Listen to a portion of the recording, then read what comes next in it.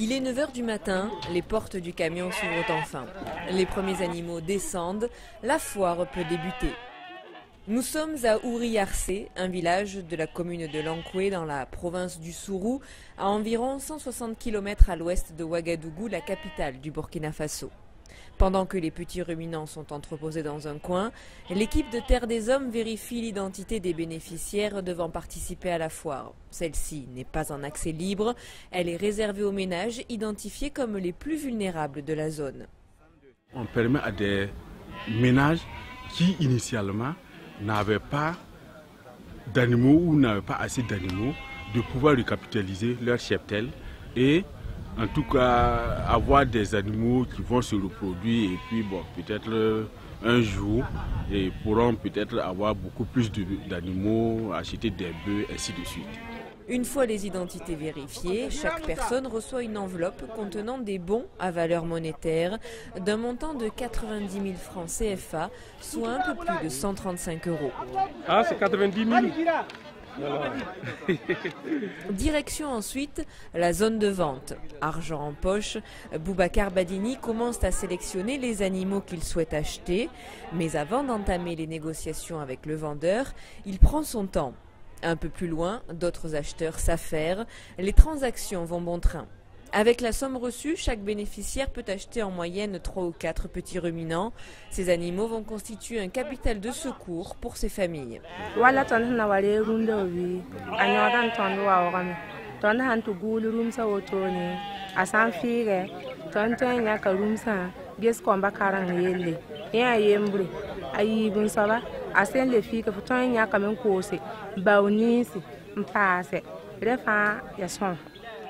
Dernière étape, le passage obligatoire par le contrôle sanitaire.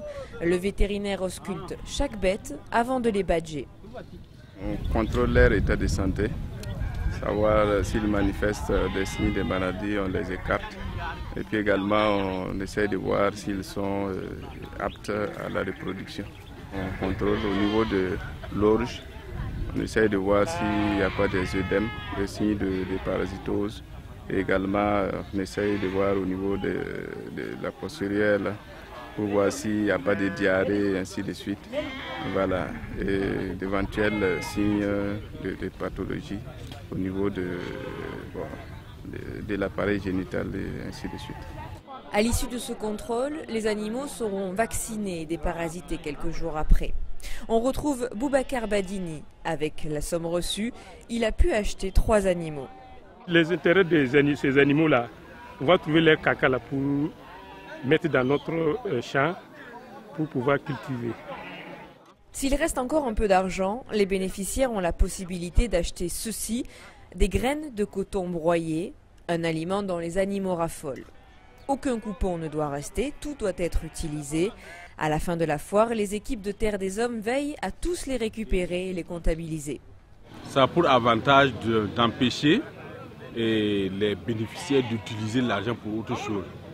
Parce qu'on peut leur donner les coupons, si on leur donne des billets de banque, on peut peut-être acheter une brebis ou d'ailleurs peut-être rien du tout et rentrer avec leur argent.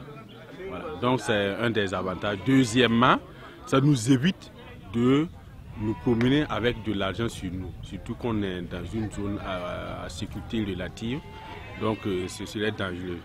Les prix des animaux sont contrôlés pour empêcher tout risque d'inflation. Pour autant, en aucun cas, cette foire spéciale ne déstabilise le marché local existant. Elle ne vient qu'en complément pour une certaine frange de la population. À l'issue de la journée, certains vendeurs repartiront avec plus de 500 000 francs, soit plus de 750 €. Grâce à cet argent, ils investiront dans d'autres animaux pour augmenter leur cheptel. C'est ce qu'a fait Issa Koussoubé, ancien bénéficiaire d'un précédent projet. Il est passé au stade de vendeur, un exemple de réussite. À cause de projet, j'ai trouvé des PB et puis j'ai vendu plus là, j'ai construit mon propre maison, je dors ça là-bas, à Banosovo. Je peux dire que ça va à moi. Dans le Sourou, ce sont 1500 ménages, soit les 3/4 de l'ensemble des ménages pauvres et très pauvres de la province, qui bénéficient de ce programme Promirian, un dispositif financé par l'Union européenne au travers du Fonds fiduciaire d'urgence pour l'Afrique.